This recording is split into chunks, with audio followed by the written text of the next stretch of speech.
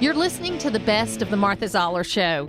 You can hear the show live Monday through Friday from 9 to 11 on AM 550 and FM 102.9 WDUN and streaming at accesswdun.com.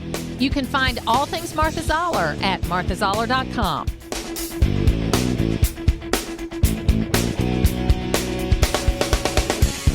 A special guest is here with me today, Anat Sultan-Dadon, who is the Consul General of Israel in Atlanta, but she is for the Southeast, and she's joining me today. Thank you for being with me today. Thank you. Thank you for having me. I think like most of us, we woke up on October 7th, like we normally do, and turned on, I'm a news person, so I turn on the news in the morning to see what's happened. And because of the time difference, early in the morning, we started seeing these pictures of what was happening in Israel.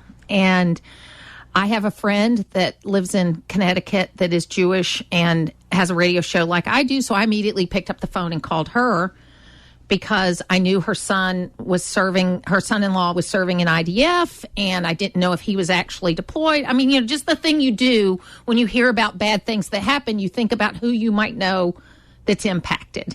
And so I called her, and they had already heard that on their street, her son-in-law was not there, but had already heard that on her street that the daughter of one of her neighbors was at the music festival and was either missing or dead. They didn't know at this point in time. It was only a few hours into it.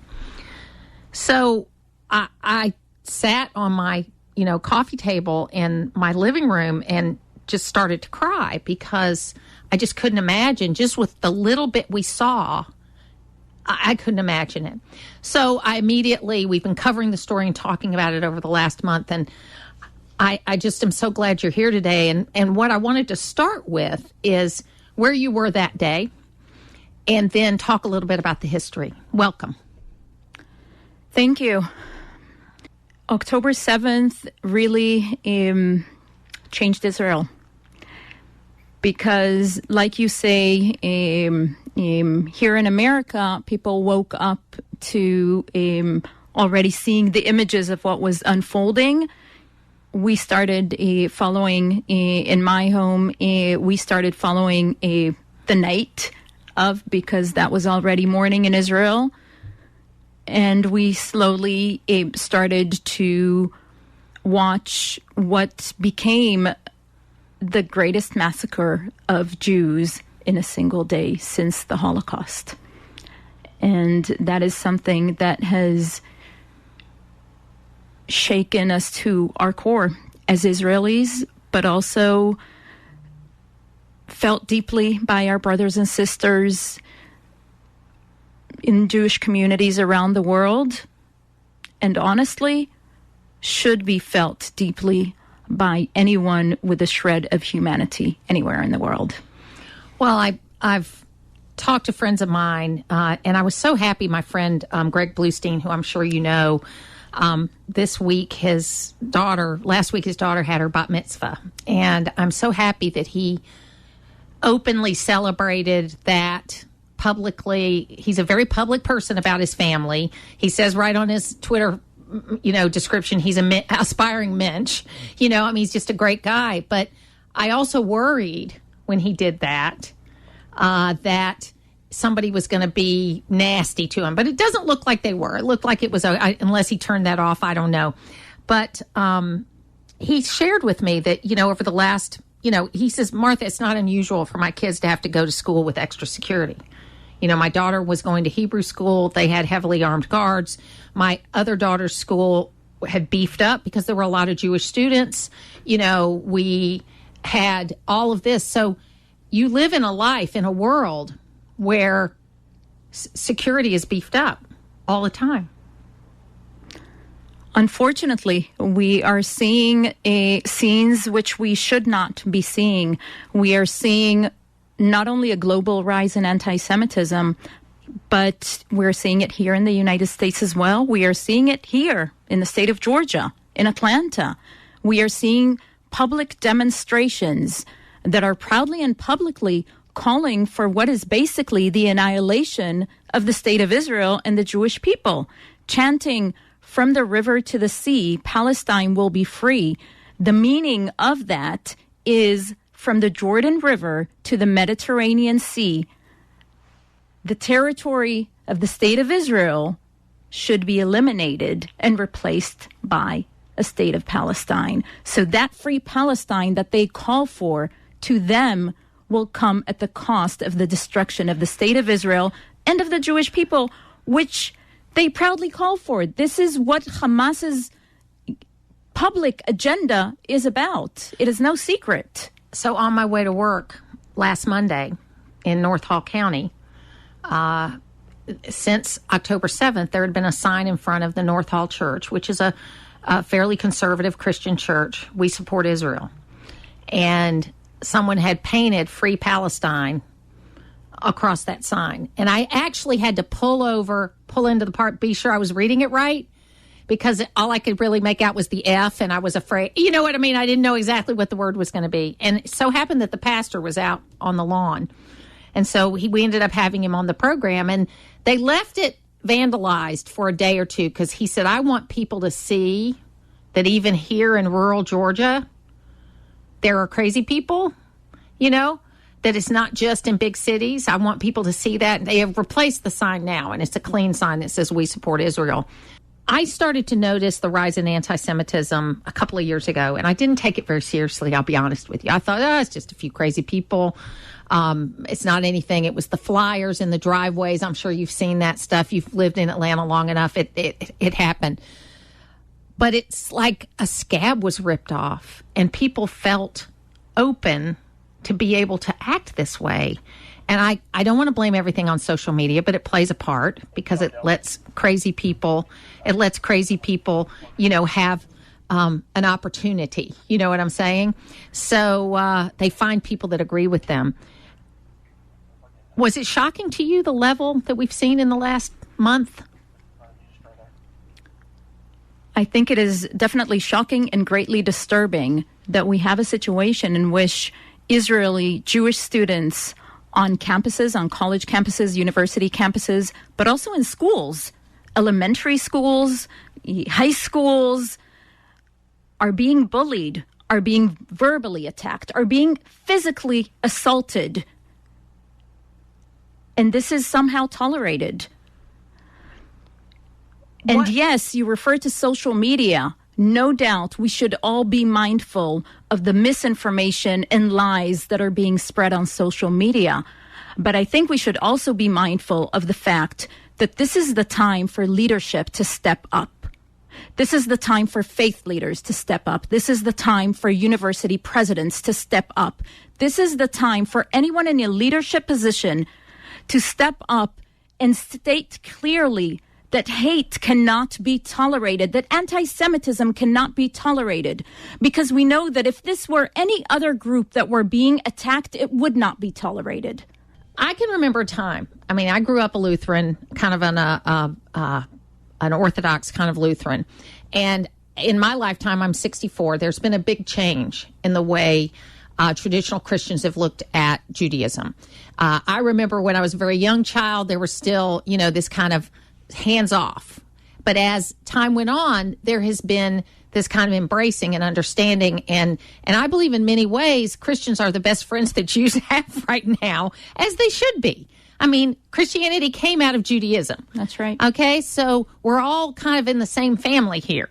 So we need to care about what happens to Israel, because the way I look at it, and I know I'm biased, okay, but I feel like you go in, you follow the rules, you basically are trying to get a better life for everybody, that when things were stable, like before the Second Intifada and before October 6th, there were Palestinians that were working in Israel. There were 18,000 per day were entering from the Gaza Strip into Israel. That's right. So there were things, people were going to school, people were going to work. And Douglas Murray from Fox News made this very interesting statement where he said, in the last 15 years, Hamas could have turned Gaza into Singapore. But instead, they spent the money that the world gave on munitions. That's right. Which is why I think that rather than call for a free Palestine, for those who truly care about the Palestinian people in the Gaza Strip, they should be joining us in the call to free Gaza from Hamas. because Hamas is intentionally harming their own civilians, intentionally placing them in harm's way, intentionally prioritizing their war machine over the needs and what could make the lives of their Palestinian population better. And they're opening up these corridors for people to live. What country in the world says, hey, we're about to attack you, get on out, we're going to give you the time? And Hamas is killing them when they're trying to flee. So they don't care. Palestinian, and this is going to be harsh, but the Palestinians are just a pawn to Hamas on the way to killing Jews. And if people don't understand that, they are going to fall into this same kind of thing. And we as Americans should stand up for this. Yes, we've made mistakes. We should have taken the Jews in before the Holocaust when we turned ships away. We didn't understand. But I remember, Eisenhower stood at Auschwitz when it was liberated, and he brought in these generals to take this picture. And he said, we're taking this picture because someday someone's going to say this didn't happen. And now we look at pictures and we don't know if they're true or not. Now we look at reports, we don't know if they're true or not. And now already people are saying that the massacre didn't happen. Just yesterday, we held a screening at the consulate of the 45-minute footage. A large part of it was taken by the terrorists themselves, by the perpetrators, proud of the massacre, of the crimes against humanity that they were committing. They were proud of it. We screened this horrible footage, and at the end, one of the participants came up to me and told me, I am really glad that I was here because I've been hearing accounts of the fact that the massacre at the Dance in Music Festival didn't really happen, that it was staged.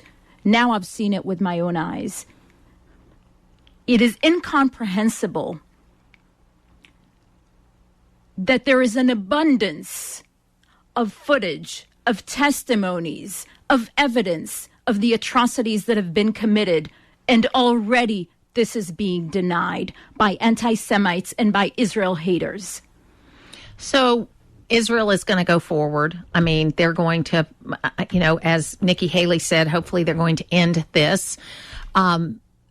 What happens next? What do we have to do now, and what happens next?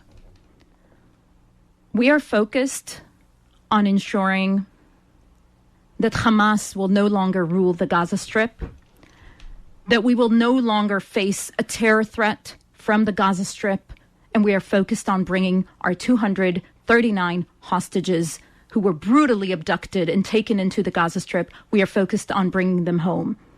The day after, whatever it looks like cannot look like what it looked like not only on October 7th, but also on October 6th.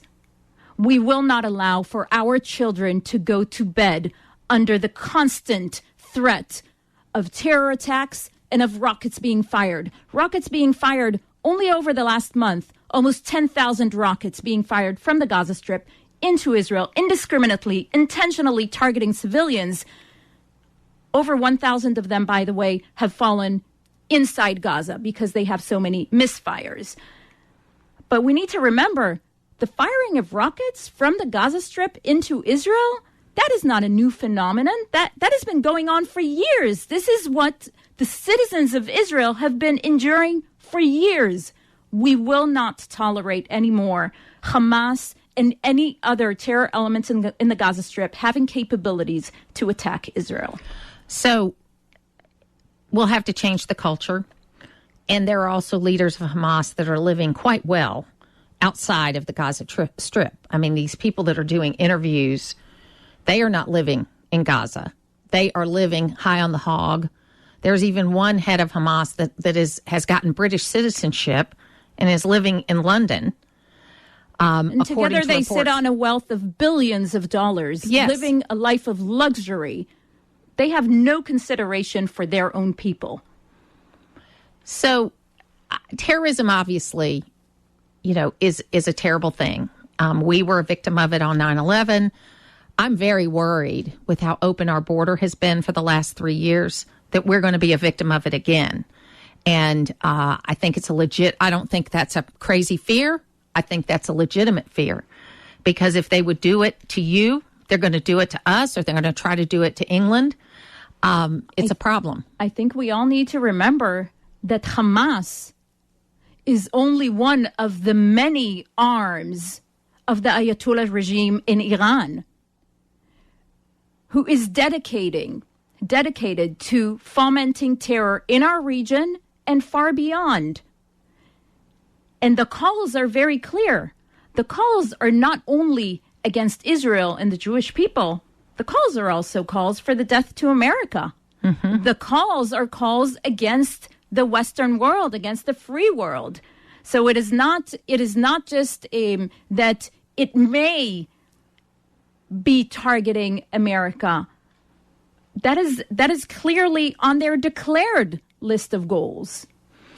So my friend Lisa said that she and her friends are talking about where they go next if America gets to the point where they're too anti-Semitic.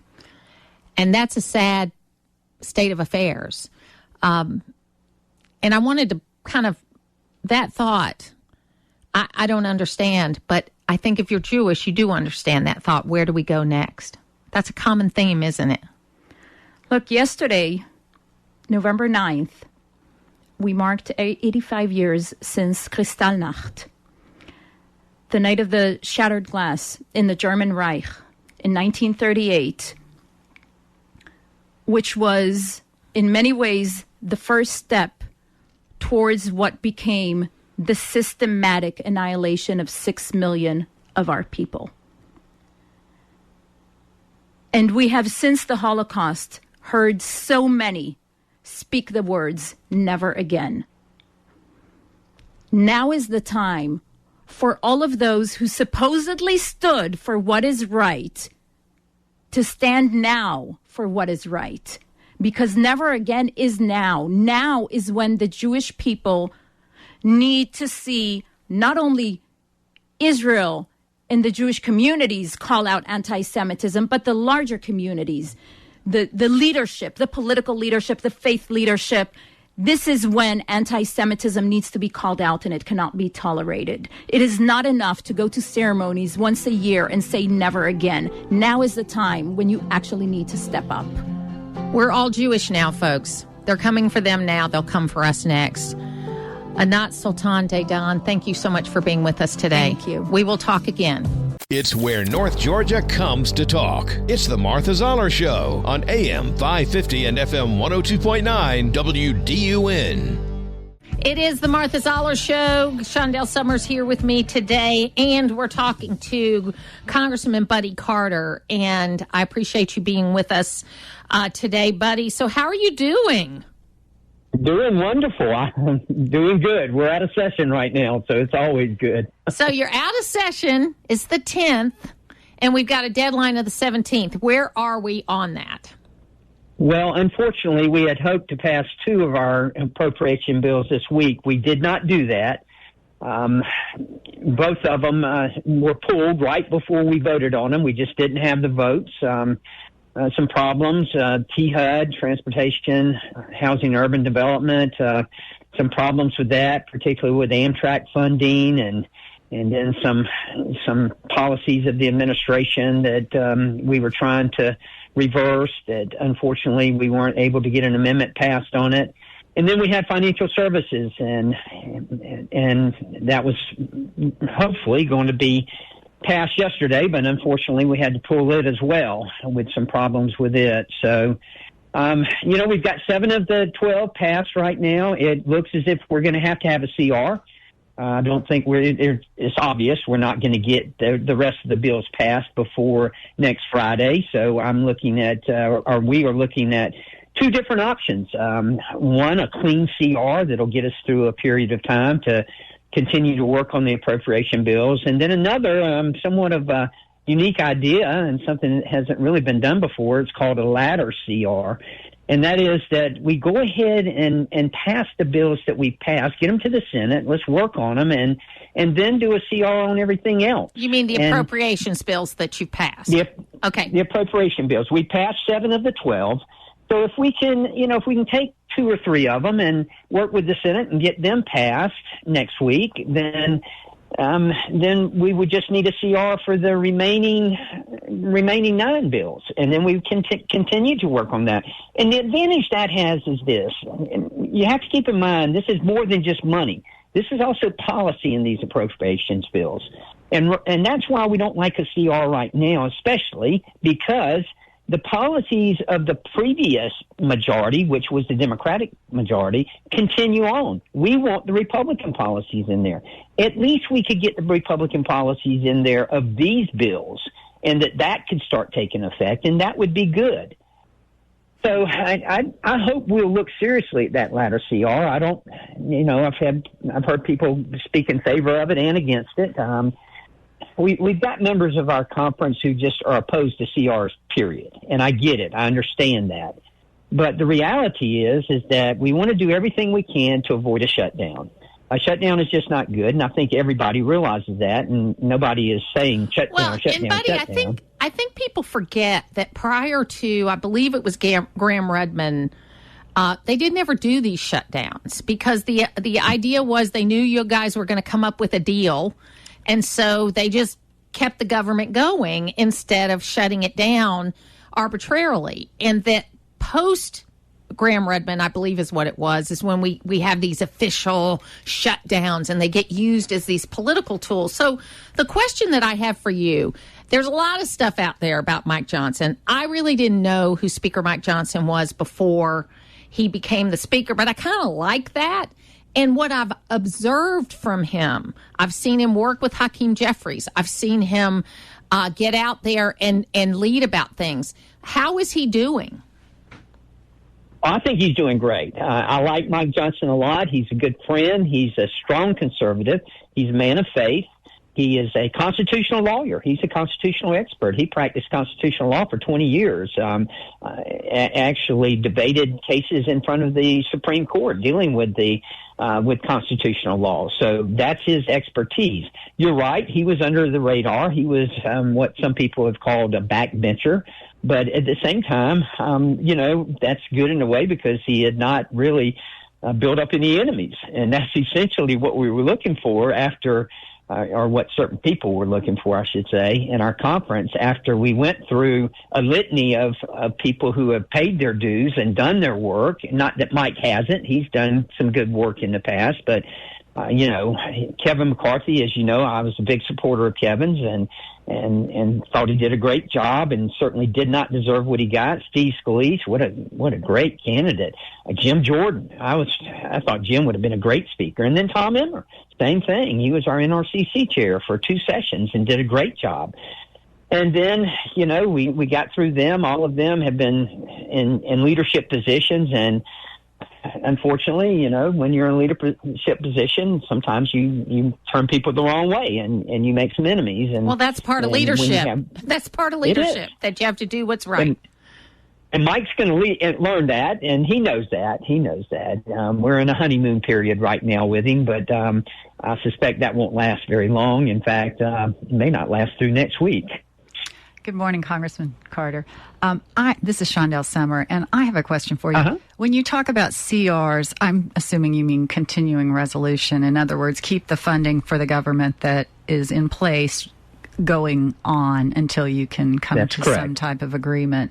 Is there some time frame on continuing resolutions, or do they just continue until you do another continuing resolution? No, you have to set a date certain, and there's been talk about going to January 22nd, January 15th, I believe, is MLK Day, so we don't want to do it then. But there's been talk going to January 22nd. There's even been talk about going to April 15th. I hope we can get it done before then. Keep in mind because by April 15th, you're supposed to have the framework for the next year's budget done. That's why. That's exactly right. You're right, Martha. You are. So but keep in mind I vote for January 22nd, buddy. Yeah. But we did pass a rule, and Thomas Massey, Kentucky, passed a rule that said that if we're still doing continuing resolutions April 15th, then there's a 1% across-the-board cut in the government.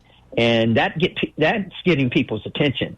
we need to have something done by April 15th. Otherwise, that 1% across the board cut takes place, and nobody's going to like that. So let me ask you one more question, because my son works for USDA. He does research in poultry and that kind of thing. And we were talking last night, and these continuing resolutions wreak havoc on what they do research-wise and what they do related to the money they have, because they deal with animals, which require care, which require money, which require all of that. And I just don't think that, I know you, because you were a small business person, you understand, okay? But there's a lot of people up there that think these are just numbers that are being pushed around, that they're not actually real people that are being impacted by this. You're exactly right, and that's a perfect example. The USDA is a great example. Unfortunately, the best example is probably defense. That's where the CRs really hurt, because they can't start new programs, and just like USDA can't start the new research programs, and the Department of Defense can't start new programs, and that's the downside of a CR. One of the many downsides of a CR. You know, we've just got to get our act together. We passed a 10-year budget out of the budget committee that if we follow it, we will balance our budget in 10 years and actually have a surplus at the end of that 10 years. We need to adhere to that budget. And if we can adhere to that budget and pass our appropriation bills, we can get this back on track. I don't think people have a grasp of just how serious our excessive spending is. None of us want to see a shutdown, but it's not the worst thing that could happen. The worst thing that could happen would be for us to continue this excessive spending that we've got. Well, buddy, the thing is, you know, you talk about a 10-year budget, okay, and I'm going to go all Rand Paul on you, but all you would have to do is go back to 2019 spending, which we were overspending in 2019 too. And you would have a balanced budget, and you could start a balanced budget next year if you went back to 2019 spending. The problem with that is we are now paying 3 times as much in interest, and there's also 3/4 of the budget that's on our autopilot. So until we're willing to talk about those things, we're never going to solve this problem. I couldn't agree with you more. You had the nail on the head. The spending is the problem, and 2019 figures, you know, we're battling over 2022 figures, and people are saying let's go back to pre-pandemic spending, but you know, we can't even get that resolved. Absolutely. Buddy Carter, if people need to know more from you, how can they find out? They can go to our website. It's Buddy Carter at whatever. .house.gov. BuddyCarter.house.gov. That's it. I'm sorry. No worries whatsoever. Thanks for being with me today. Thank you. Putting the talk in news talk. It's the Martha Zoller Show on AM 550 and FM 102.9 WDUN. John Ashbrook is joining me right now. He is a founding partner of Cavalry. He worked for Senate Majority Leader Mitch McConnell, and he's part of a group of 4, I don't know what to call them, 4 guys that talk about politics. John, welcome to the program. Martha, it is so good to be with you. I mean, you've been a legend on radio for so long. Just a real treat to join you this morning. Oh, thank you so much. Okay, so you guys are going to Miami. Are you there yet? We are headed there later today, and we have we've got our big show tomorrow. Got a big show tomorrow. You're going to have a party, all kinds of fun things, and it's going to be an interesting debate, because I think how it's shaken out right now, this is just my view on it, is you got Chris Christie, who is burning the house down, doesn't have a chance, but my dad's from New Jersey, and I love seeing a guy from New Jersey going after everybody, so he's there. Vivek Ramaswamy is kind of in uncharted waters. I think he looked a little thin-skinned in the first debate, and he hasn't quite recovered from that. We've got Tim Scott, who I love. I love the positive forward view. I wish he was doing better. But it looks like the battle is going to be between Nikki Haley and Ron DeSantis. Yeah, I think you're exactly right. And, of course, this is a much slimmer field than we've seen in previous debates, because of this growing requirement from the RNC to have more donors and do better in the polls. I think they had to come up with 70,000 donors. and get 4% in a couple of polls to be able to show up. But, Martha, I've spent the past couple of weeks watching tape on these old debates, talking with the campaigns, and I think we can expect big things from all of them tomorrow night, and it's going to be very entertaining in any event. I think you're right. Nikki is coming off a slew of polls showing her closing the gap with DeSantis, particularly in this early state of Iowa. She's rising in New Hampshire and, of course, very strong in her home state of South Carolina. And I think you can expect her to emphasize her foreign policy bona fides on Israel, Russia, China, but don't expect her to pull any punches, right? She lit up Vivek Ramaswamy in the first debate on security issues. She did the same to Ron DeSantis, Ronnie D, as we call him on the Ruthless Podcast. She did that to him in the second debate on energy, and I think we'll see more of the same tomorrow night. And Ron DeSantis, he just landed that big endorsement from the popular governor of Iowa, Kim Reynolds. She's a friend, actually, and a powerful advocate. And that's pretty unusual. And, John, isn't that pretty unusual? Because I had always heard the Iowa folks usually don't endorse. They usually don't, and I think it's noteworthy that she has aligned with DeSantis, and it's more than just a name with Governor Reynolds. You have an entire organization in the state that, if they activate in earnest, you could see a real turn toward DeSantis on the ground. He's got a talented team. Obviously, the polls show that President Trump has a commanding lead. But if DeSantis wants any hope to stay alive, he has to perform very, very well in Iowa. Well, and that's the one path, right? I mean, polls are great, but until you start casting votes, and the only path for somebody to unseat Donald Trump is if they win one or two of the early Trump primaries and maybe win a couple of them, and then people start wanting to back a winner. You know what I mean? You see that whole dynamic happen. I mean, look at how Biden got in. Biden was losing, and then he got in. McCain was losing, and then he ended up getting the nomination. I don't know if those are the two best examples, but they were in those places. You're right. I mean, those are two examples in recent history where somebody else was ahead, and then another candidate sort of shocked the field and won early states and ultimately went on to take the nomination. Obviously, we all know it's sort of a long shot at this point with Trump's position in the primary field, but anything can happen. The politics is a very dynamic environment, as everybody knows. It's just easy to forget that in the moment. And especially with, go ahead. No, so I look at the big issues. They're kind of the three I's. They're inflation, immigration, and Israel now. That's the three big issues. And the one that nobody's really talking about is the budget, okay? And this guy, Fareed Zakaria, you see him pop up on Bill Maher and that kind of thing. He said last week that voters like Republican taxes and Democrat spending, and that's why you're never going to have movement on the budget. For me, it's a big issue. It is a very big issue. It's the one thing Trump never talked about. And in fact, he added on a lot to the debt. So is it just wonks like me that care about it, or is it a legitimate issue? No, I don't think it's just wonks like you. I mean, I honestly think it's an issue that's on the mind of a lot of conservatives around the country. And it's one that we've heard over and over again through the years. I mean, just think about the rise of the Tea Party, and think about very popular Republicans like Tom Coburn, who's no longer in the Senate, but used to fight to cut down on these wasteful programs. You don't hear any effort to cut spending from Democrats, but you do hear it from people like Ron DeSantis, who has worked in the state of Florida to get his budget under control. And I would expect that tomorrow night we'll hear a little bit about overspending in Washington from this field. So do you think the moderators will keep control, or will they lose control like they did last time?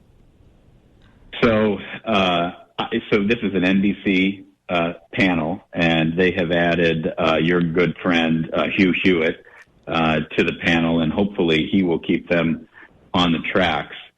I wonder, because it's NBC, all of these candidates are incentivized to take shots at the network in some way. I wouldn't be surprised to see them treating at least a couple of these moderators as if they were contenders on the stage. I mean, it's an easy target for a Republican primary candidate.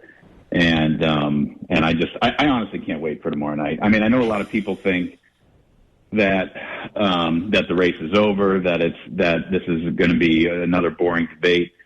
I actually think that tomorrow's debate will be very interesting because it has a larger studio audience than the second debate. That second debate, there were only like 40 or 50 people at the Reagan Library.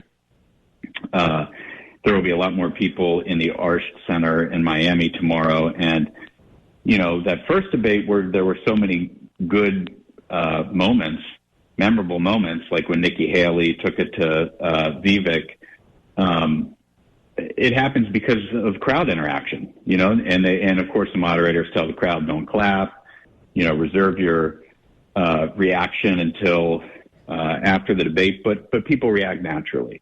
And it is a lot of fun to watch a candidate play to the crowd. And every single one of those candidates on stage is certainly capable of it. You mentioned Chris Christie. I mean, the guy is very entertaining.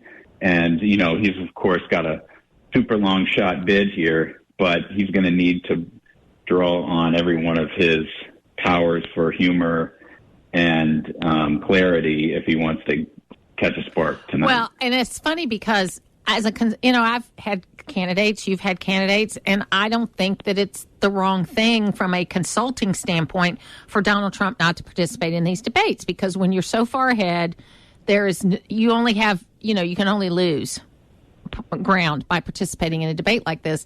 But I just keep dreaming of like Trump showing up and just like, okay, he's not that far away. It's going to be in Miami. It's right. Like, I think he's going to have some competing event, and that's what he's been doing. But that would be just like, I'm dreaming of that. That would be just like the most fun in the world. It would be huge. It would be huge. I mean, the guy, I'm with you. I wish he was participating in these debates. I think he should. If you're running for president, you should stand up there with the other candidates.